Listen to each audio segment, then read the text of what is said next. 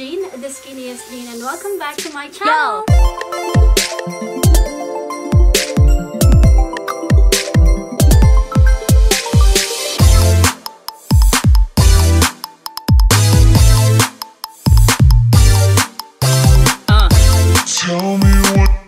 So for today's vlog, I'll be sharing with you my Divisoria shopping experience and Divisoria haul.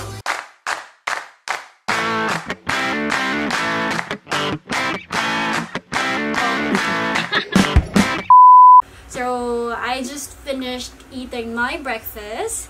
And yeah, nagpe-prepare na ako papunta sa Divisoria. But before that, of course, can you believe that it's already 12 days before Christmas? At napaka-timing, di ba? 12 days before Christmas, dun din namin napag-decide na pumunta ng Divisoria. So, I am expecting na sobrang daming tao. You know, parang di mahulugang karayon, like that. But I'm really hoping for the best and for the best shopping experience. And of course, I'll be sharing with you the things that I will bring in Divisoria. Alam niyo naman guys, sobrang daming tao at lahat ng tao ngayon ay sobrang nangangailangan. So, we better need to be careful, right? So, here's the things that I will bring in our Divisoria shopping. First, it is very important to bring a very small bag and at the same time, very lightweight, yung tipong lahat lang ng kailangan mo nandoon. And I will be bringing my current favorite bag. Guys, I know medyo OA pang Divisoria, pero wala akong choice kasi I'm staying here in our office. So, wala akong nalang bag. Ito lang talaga. And inside, I will be bringing my list. So, the things that I will buy from Divisoria are all listed here. Guys, it is very important na malista natin lahat ng gusto nating bilhin. But I know, Divisoria, madaming options. So, yeah, lista pa din natin pagkabili natin para ma-budget natin yung pera. And next, of course, I just forgot, pero ito yung pinaka-importante. I have with me my 1,000 pesos. Let's see how far this 1,000 can go and kung gaano kadami yung mabibili ko sa 1,000 pesos. Check it out, guys. And one more thing that you need to bring, of course, you need to bring your own eco bag because it's for sure na ilalagay nila sa maliliit na plastics and alam nyo na, baka makalimutan natin or ma-misplace natin. So, we better have this eco bag. So, okay lang na sunflower crackers. Sponsored ka pa. Thank you so much. Sunflower crackers, guys. Sorry, hindi sponsored to. Nakuha ko lang to sa baba.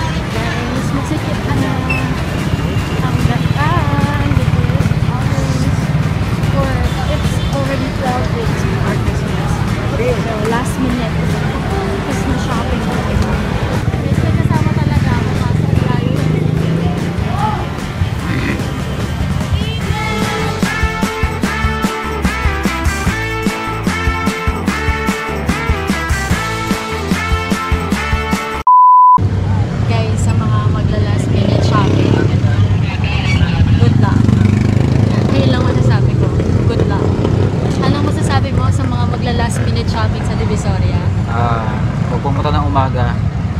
Punta kayo hapon. Hapon, pero traffic pa rin. Emil, ano mo sasabi mo sa mga pupunta sa Divisoria? Ayun, pumunta kayo ng umaga. Wag lang ng hapon. Kasi parang magkaiba sila ng pinagsasabi. Ayun lang masasabi ko. Good luck, guys.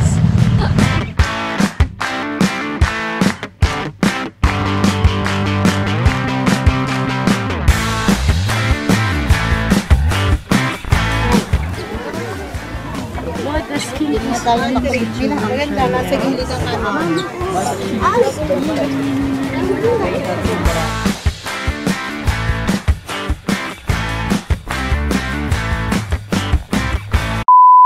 Guys, this is it. Sobrang dami rushes. It was very famous. Guys,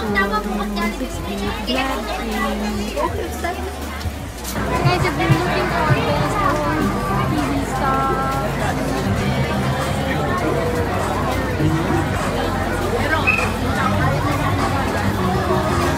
Check this out. And this bomber jacket.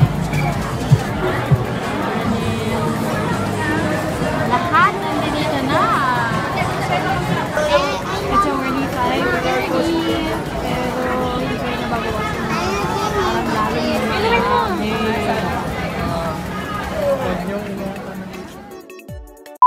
So there you have it, guys. After 3 hours of shopping, finally natapos din. And I'm really sorry because I failed doing the 1,000 challenge. So ayan, magkakapit po uli siya. 125 plus 200. Pangatlong try ko na to. Plus 420 plus 390 plus 300 plus 498. Wow, guys! Check this out! 1,000 challenge. Oh.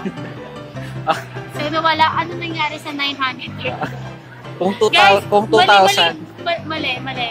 2,000 challenge. Pasok ako. Pasado pa pag 2,000 challenge. Bagsak. Hindi pwede sa budget. Si ate mo. Yung priority niya nabibili, hindi pa niya nabibili at this moment. Hanggang ngayon, sabi ko, bibili ako ng hanger para sa bazaar. Pero wala akong nabili kung ano binili ko. Bag, makeup brushes, necklace, nasa ng hanger.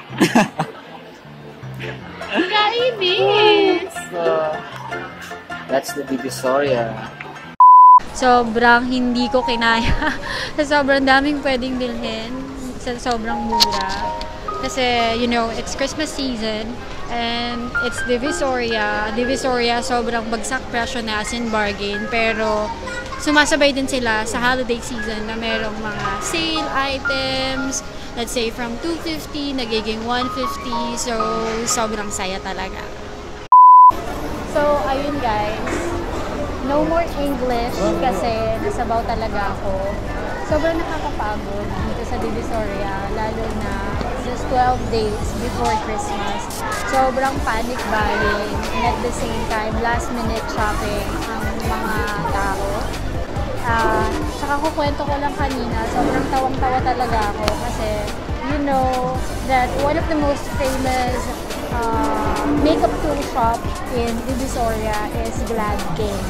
So, sobrang na-excite ako, sobrang na-overwhelm ako sa mura ng mga makeup tools like brushes and everything, sponges, ring lights, bags, everything is in Glad King. Sobrang na-overwhelm ako. Nalista ko na lahat-lahat yung binayad ko sa mga items na nakuha ko.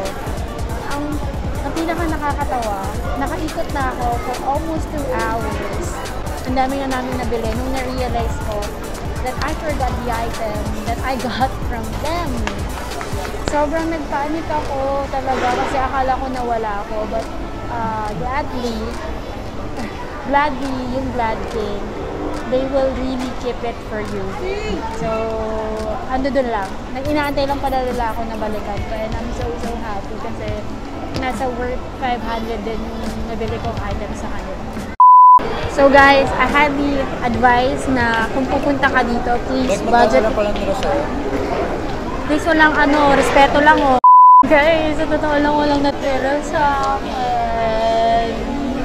Wala.